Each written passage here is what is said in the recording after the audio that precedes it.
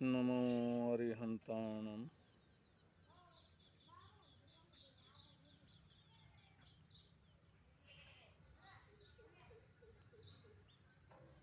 कहते हैं समय से पहले और भाग्य से अधिक किसी को कुछ नहीं मिलता।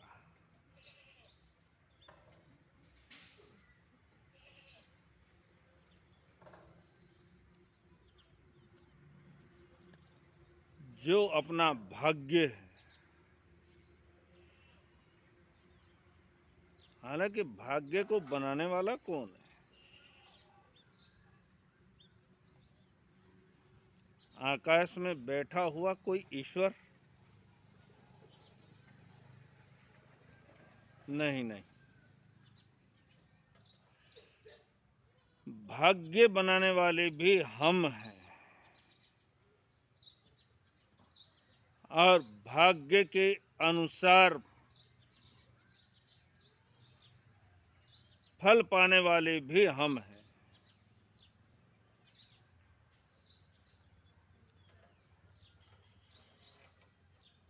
भाग्य यानी कर्म।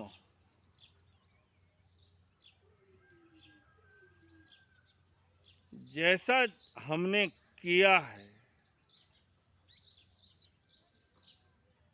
वही भाग्य बनता है।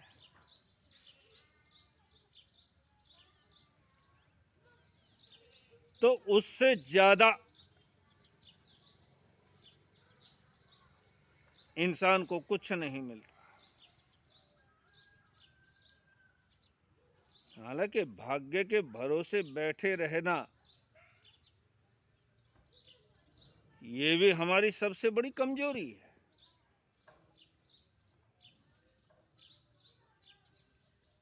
और समय से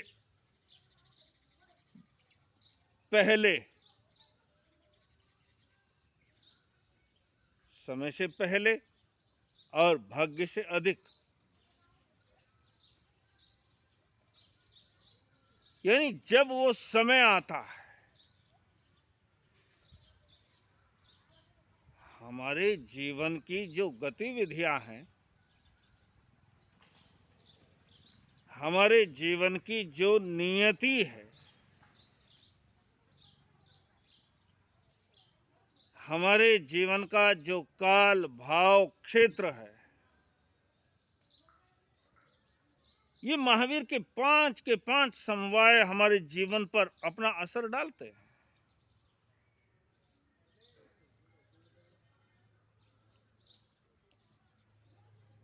दीवान सिंह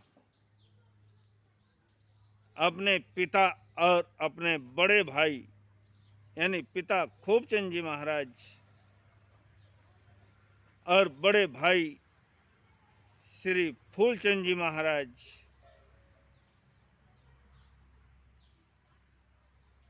उनके पास दर्शनार्थ आते जाते रहते थे। कितने कितने दिन साथ में रहते थे, क्योंकि घर पर तो कोई था नहीं।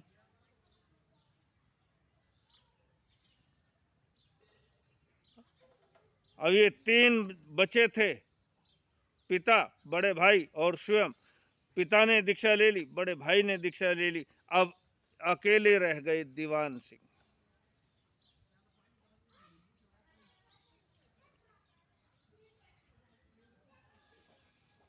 तो कभी छुट्टियों में अपने पिता के पास आ जाते थे।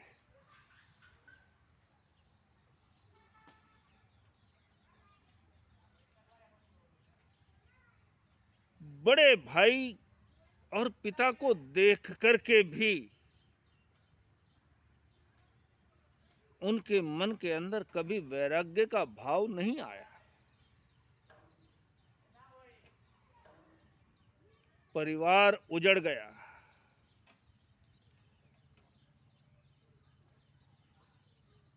सब कुछ नष्ट हो गया।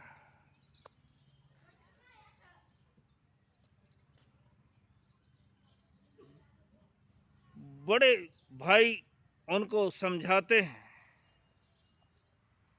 अरे दीवान, तू अब अकेला क्या करेगा?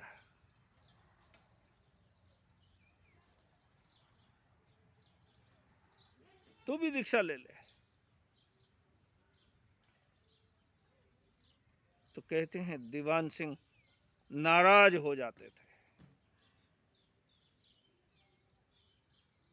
हाँ, पिताजी छोड़ करके आ गए, आप भी छोड़ करके आ गए, अब अपने वंश परंपरा का मड़िया मेट कर दूं? हमारे पीछे कोई नाम लेने वाला भी ना हो।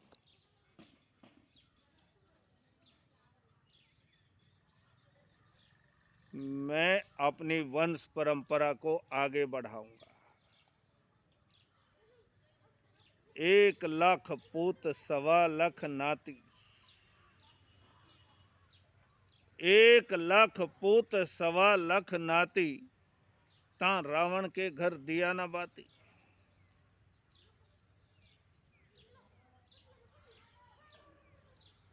इतना लंबा चौड़ा परिवार। कहते हैं रावण के यहाँ 1,00,000 पुत्र थे और 1.25 पौत्र। इतना पुत्र और पौत्रों का भरा पूरा परिवार, ता रावण के घर दिया ना बाती। आज उसके घर में कोई दिवा जलाने वाला नहीं है। कौन सी वंश परंपरा को चलाएंगे? हमारे पूर्वजों ने भी बड़े सपने संजोए थे। दिन भर, जिंदगी भर बस इसी उधेड़ बुन में रहे, मेरा कोई नाम लेने वाला होगा, मेरा कोई नाम लेने वाला होगा।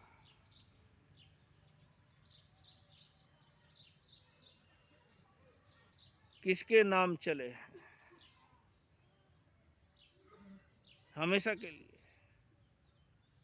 2 पीढ़ी गुजर गई, 3 पीढ़ी गुजर गई, नाम तक भी भूल जाते हैं।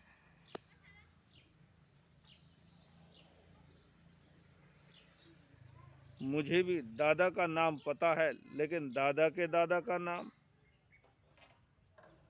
वो इसी चिंता में मर गए कि मेरा कोई नाम लेने वाला होगा, लेकिन किसी के नाम नहीं चलते। अरे हमेशा हमेशा के लिए तो तीर्थंकर, पैगंबर, अवतारियों के नाम नहीं चलते। समय के इस चक्र में, समय के इस चक्र में सब कुछ मिट जाता है।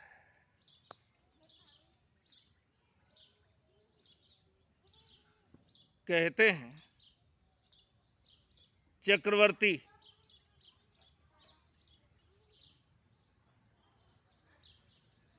छह खंडों के ऊपर राज करने वाला चक्रवर्ती जिस समय चक्रवर्ती पद को प्राप्त करता है, तो उस समय मेरू पर्वत के ऊपर जाता है और वहां पर एक शिला के ऊपर, बहुत सारी शिला होती हैं, एक शिला के ऊपर अपना नाम अंकित करता है।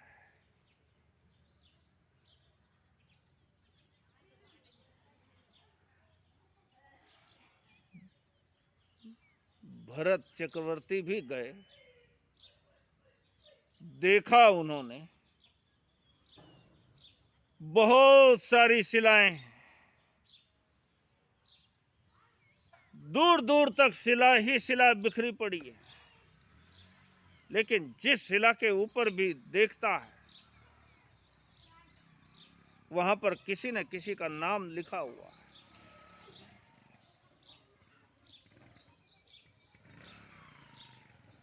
कोई भी शिला ऐसी नहीं कि जिसके ऊपर नाम ना लिखा हो।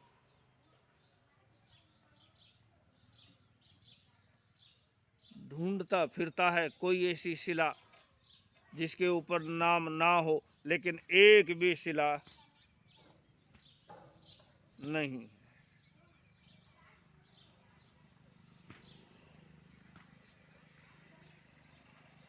अब वो उधेड़ बुन में पड़ गए, अब मैं अपना नाम कहाँ लिखूं?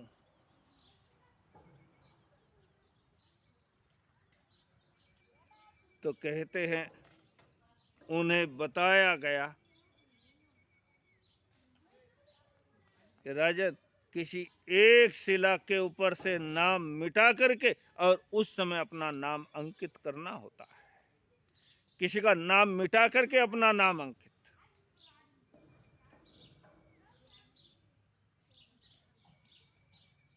चक्रवर्ती पसोपेश में पड़ गए। आज मैं किसी का नाम मिटा करके अपना नाम लिखूं तो कल कोई मेरा भी नाम मिटा करके अपना नाम लिखेगा, मेरा भी नाम समाप्त होने वाला है। ये होता है ज्ञान का प्रकाश।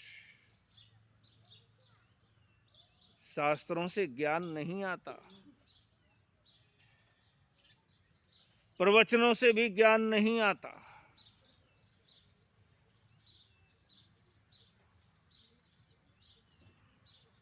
हमारी जिंदगी का जो शास्त्र है उस शास्त्र से हमें जरूर ज्ञान आता है, उसे पढ़ना आ जाए, जिंदगी के धर्म ग्रंथ को पढ़ना आ जाए।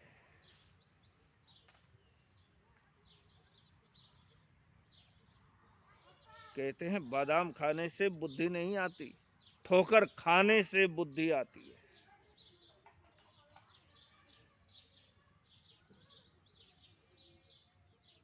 लेकिन कुछ लोग ऐसे होते हैं जो ठोकर खाए बिना ही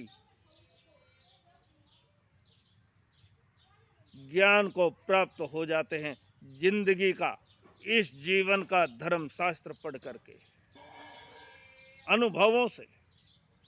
आज मैं किसी का नाम मिटाऊं, कल कोई मेरा भी नाम मिटाने वाला आएगा।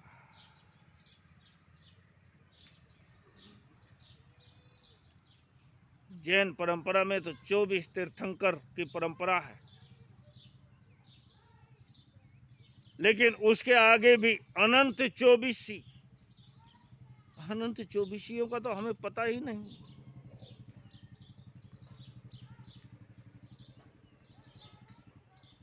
उन 24सियों में कौन कौन हो गए कुछ पता नहीं।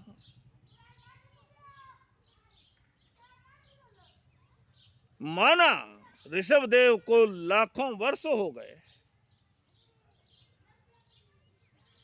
लेकिन आखिर समय की आंधी में वो सब कुछ मिटने वाला है।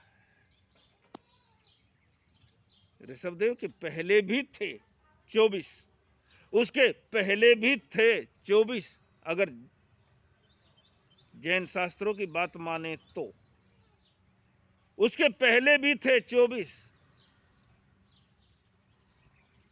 बस इतना ही रह गया, उसके पहले भी थे, उसके पहले भी थे, कौन थे पता नहीं।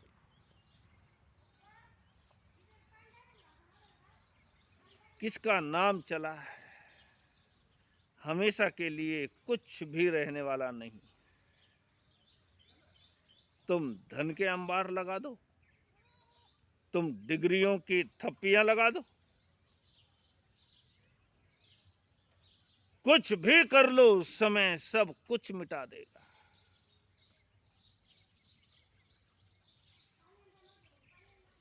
लेकिन हम इसी चिंता में घुले जाते हैं, हमारा कोई नाम लेने वाला होगा। तुम तो चले गए दीक्षा लेकर के, क्या मैं भी अपनी वंश परंपरा को बिल्कुल खत्म कर दूं? नहीं नहीं,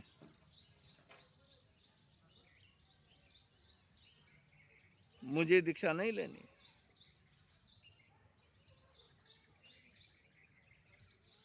संतों के साथ में कोई है, कोई लड़का रहता है, ऐसा जान करके लोग सोचते, श्रावक लोग विचार करते कि ये शायद इनका वैरागी होगा, इसलिए वैरागी जी चलो। जैसे कभी भोजन करने की ही बात आई, भोजन करने के लिए चलो, या घर में गए और घर में जाकर के किसी ने कह दिया वैरागी जी, तो कहते हैं दीवान सिंह इतने क्रोधित हो जाते थे, किसी ने वैरागी कह दिया कि लड़ने मरने के लिए तैयार।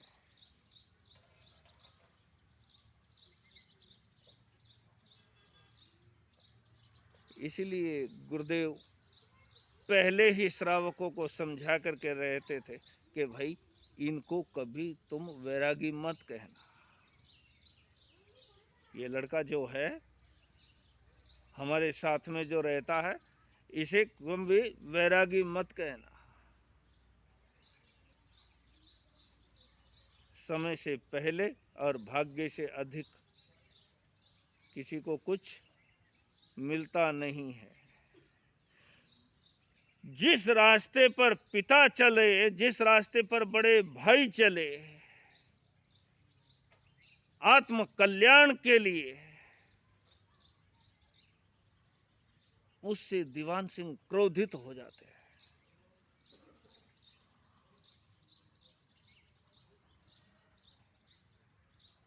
फूलचंद जी महाराज समय समय पर उनका मूड देख करके कभी कभी ऐसी बात निकालते हैं, लेकिन कहते हैं रसरी आवत जात ते सिल पर परत निशान। बार बार बार बार बार बार एक चीज को घसते रहो घसते रहो।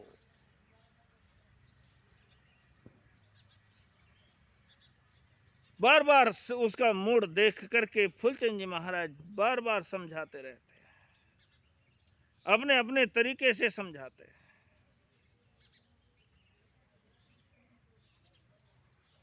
दीवान सिंह आखिर दीक्षा के लिए तैयार हो ही जाते हैं।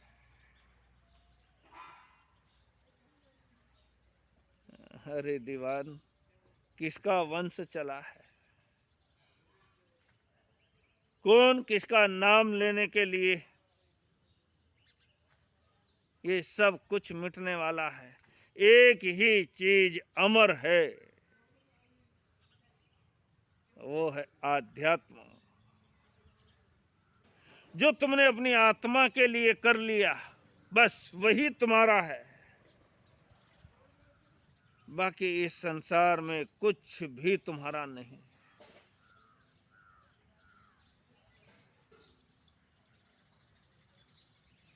दीवान सिंह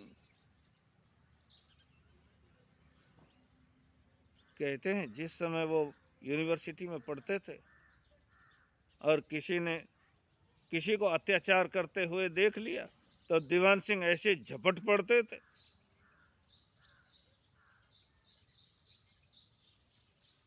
मत जुल्म करो मत जुल्म सहो, इसका ही नाम अहिंसा है। जो कायर हैं जो बुजदिल हैं उनसे बदनाम अहिंसा है। दीवान सिंह ऐसी पिटाई कर देते थे, बड़े क्रोधी। खूबचंद जी महाराज मन के अंदर विचार करने लगे, ये इतना क्रोधी है, अगर साधु बन करके ये इतना क्रोधी रहेगा तो ये तो, इसलिए उन्होंने मन के अंदर विचार किया इसका नाम चेंज करना पड़ेगा। नाम का भी हमारे जीवन से बड़ा गहरा संबंध होता है, हालांकि हर किसी के साथ नहीं होता। वही बात अमर मरनता मैंने देखा, ढोर चरावे धनपाल, लक्ष्मी छाना बीनती धन धन मेरा ठन ठन पाल। हर किसी के साथ ऐसा नहीं होता, लेकिन जीवन में नाम का भी कोई संबंध जुड़ा होता है। इसलिए गुरुदेव ने मन के अंदर विचार किया इसका नाम चेंज करके, और उन्होंने नाम रखा शांति स्वरूप। क्रोधी थे ना, नाम रख दिया शांति स्वरूप।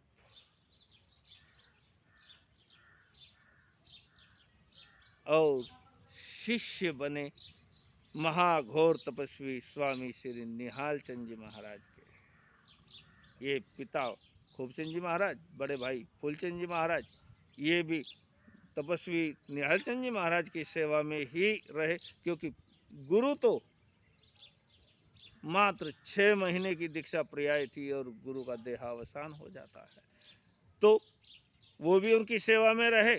और शांति स्वरूप जी महाराज तो निहाल चंद जी महाराज के ही शिष्य बने।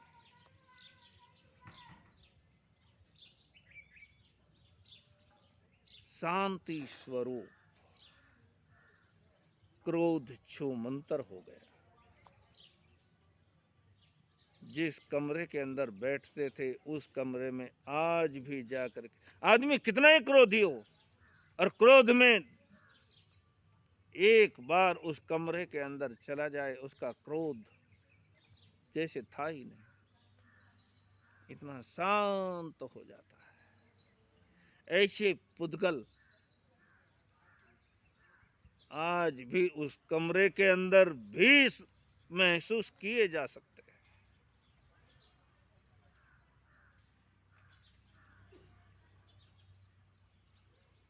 ऐसे ये एक ही परिवार के यादव वंश, जो भगवान श्री कृष्ण का वंश कहलाता है, यादव वंश। यादव वंश का भी बड़ा योगदान जैन परंपरा पर है। जैन परंपरा को आगे बढ़ाने में उसे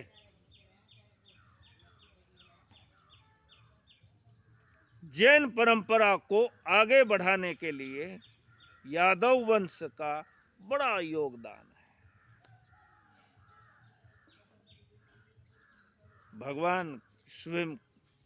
भगवान श्री कृष्ण स्वयं भगवान अरिष्ट नेमिनाथ जी के चाचा ताऊ के बेटे थे, चाचा ताऊ के भाई।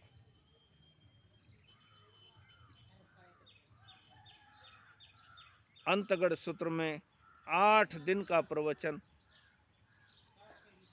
उसमें से सिर्फ 5 दिन का प्रवचन तो श्री कृष्ण से संबंधित ही चलता है। ऐसी ये परंपराएं जुड़ी हुई है। इसीलिए कहते हैं वैदिक, जैन और बौद्ध, ये तीनों परंपराएं इसी भूमि पर पैदा हुई है। ये परंपराएं हैं, धर्म कह करके इनको अलग मत करो।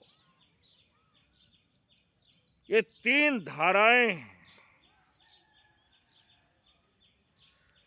तो ऐसे गौरवशाली वंश परंपरा से गुरुदेव शांति स्वरूप जी महाराज, फूलचंद जी महाराज, खूबचंद जी महाराज और भी अन्य बहुत सारे संत उस वंश परंपरा से निकल करके जैन भगवती दीक्षा को अंगीकार करके अपनी आत्मा का कल्याण करने वाले होते हैं।